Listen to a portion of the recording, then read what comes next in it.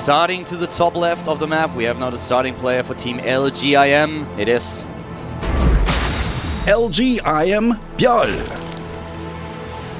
Korean name, or his ID means star. Korean. Starting to the bottom right is a Zerg opponent in this mirror matchup to start things off between AZUBU and LGIM. It is AZUBU BBoongBBoong. And his ID means farting sounds. Yep.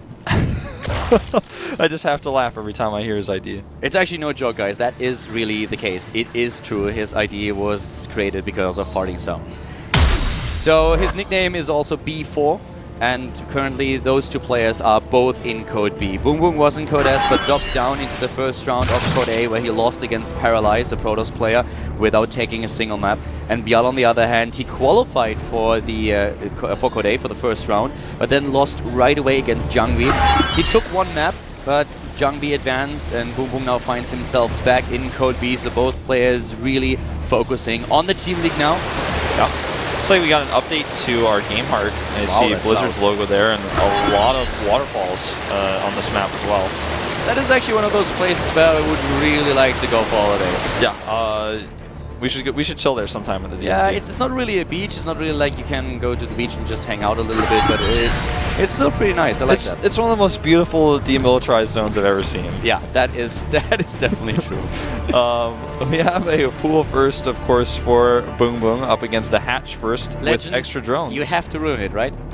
Legend had to ruin it. I mean, this was such a nice venue before, such a nice place to go for holidays, and then Legend just chose, I don't know, Legend.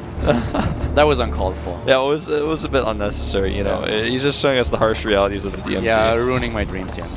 We have a little bit of a difference in build orders. We have one player, namely ByuL, taking his pool a little bit later. ByuL started with the pool first and then went into hatch. ByuL, on the other hand, with the hatch first, taking a few additional chances here.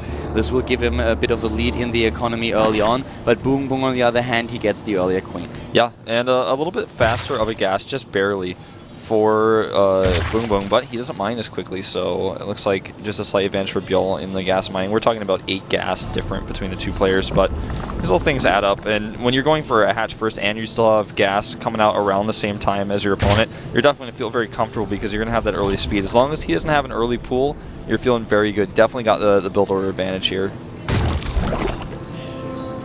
And there's the late queen you were talking about. One thing to say about ByuL is that he had a very strong Zerg versus Zerg period where he also took down ST. He was actually the first Korean player that was able to take down an ST in a televised Zerg versus Zerg.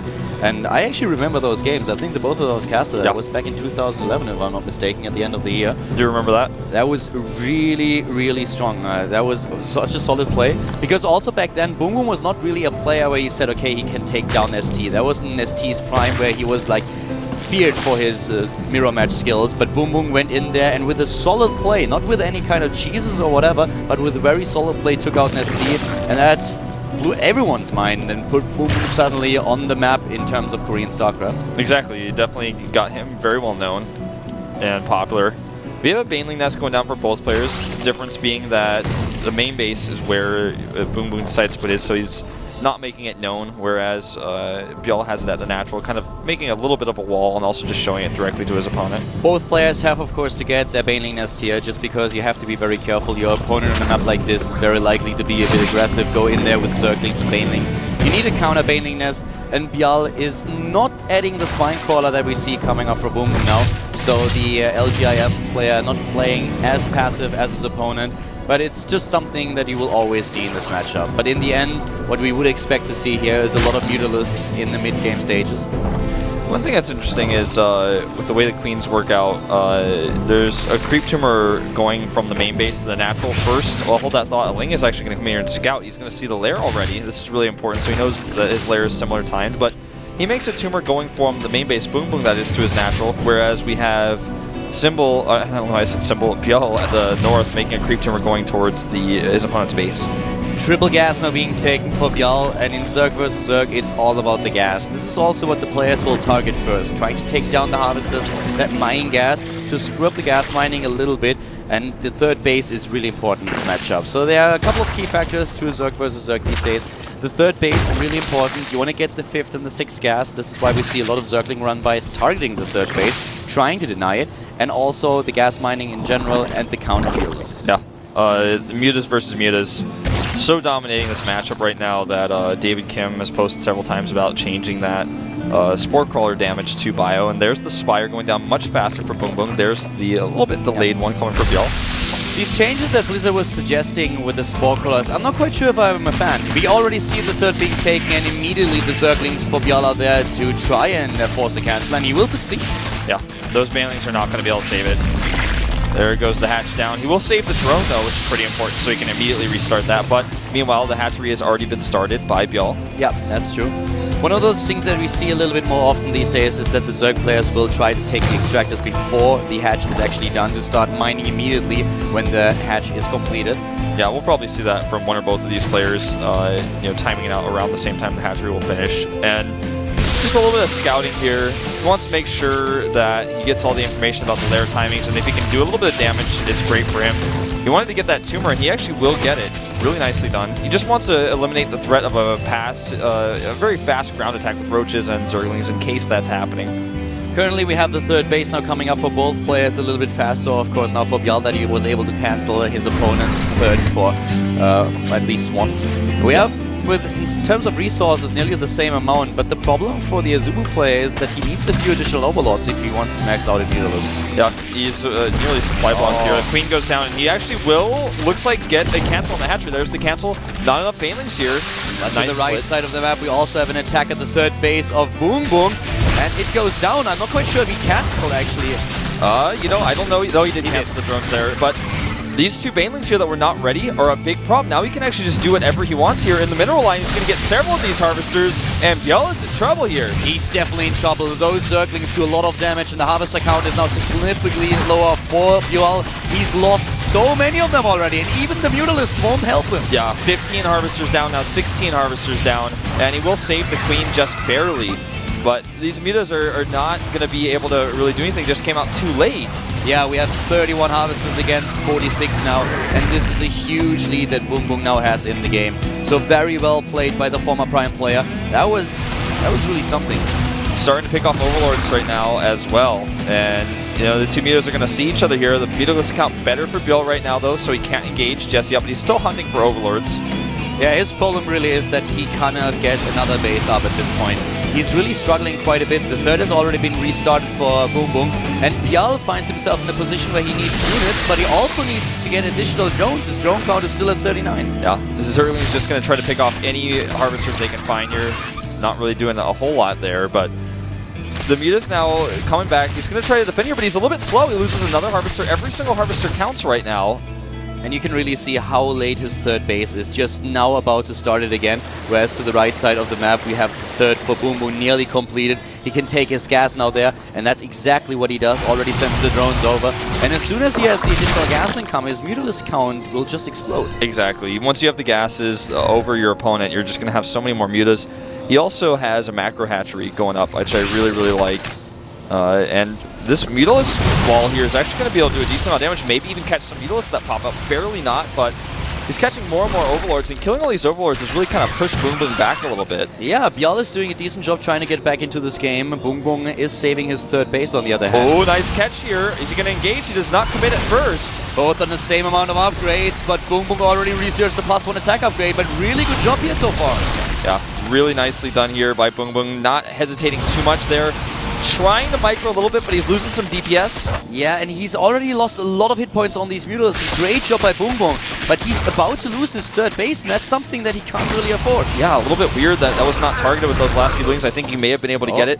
Good job here, supply blocking ByuL. That was important, taking down another Overlord. One Zergling, a few more joining. It looks like he's going to be able to get this hatchery. Very, very close. The drones could have fought here. That should not have happened. There are a lot of Zerglings actually to the left that he never used to take down those attacking Zerglings and save his third base. I'm not quite sure why. Yeah, that's a bit strange. He definitely could have saved that. He didn't really get to mine anything from those extractors, but the extractors are still there.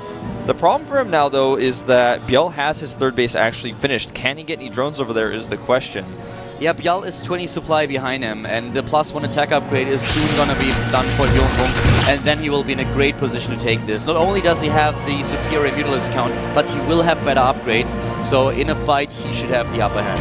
And it looks like he's just gonna take this Overlord out and start working at the hatchery. He killed so many Overlords in this game. Yeah, He's really doing a great job at keeping those numbers low.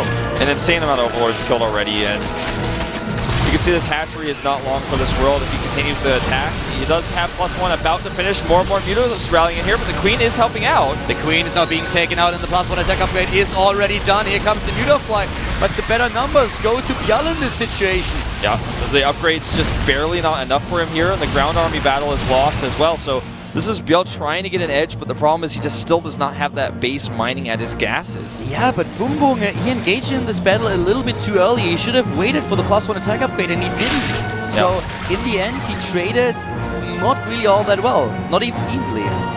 Well, the problem for ByuL now will become the next wave of units that's coming across the map, Zerglings included. Once, even if he loses the air battlings, if they kill that hatchery, he has his extractors up. He's sending drones over to that third base. Now he's going to have the better economy.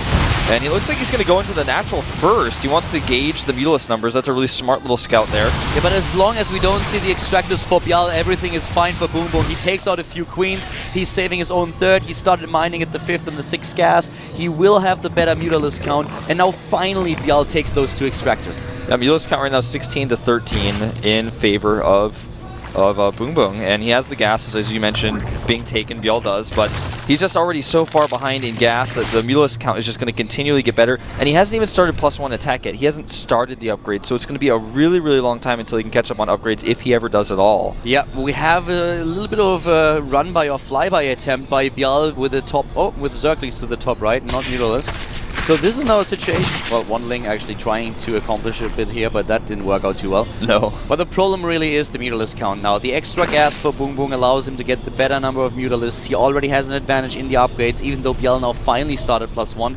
But if there is an air battle, there can only be one winner at this point. Yeah, even the Spore Crawler here is just not going to be enough to turn the tides. He's going to avoid that and go around the left side. He wants to pick off the Queen. He wants to target down one of those extractors, or at least a few of those drones. This is really hard to tell who has the more mutas. You know, both players trying to hide the numbers from each other by stacking up like that. So ByuL is just being a little bit careful. He starts +2 Carapace, which is really, really important to have. Yeah, for the players it's really difficult to judge. I mean, we see that we have a 7 Mutalisk lead for ByuL now, but he wants to be super safe here. He knows that he should be ahead with the gas that he had so much earlier, and now he's trying to force a battle, moving into the main base, targeting down the extractor, as I said before, trying to just lower the incoming gas as much as possible. Yeah, extractors don't have a lot of hit points, so he can just repeatedly do this. This time, no cancel. Zergling run by over here, but he smartly put a Spine Crawler, and he sends the rest of his Lings back, so he's not going to really lose any income.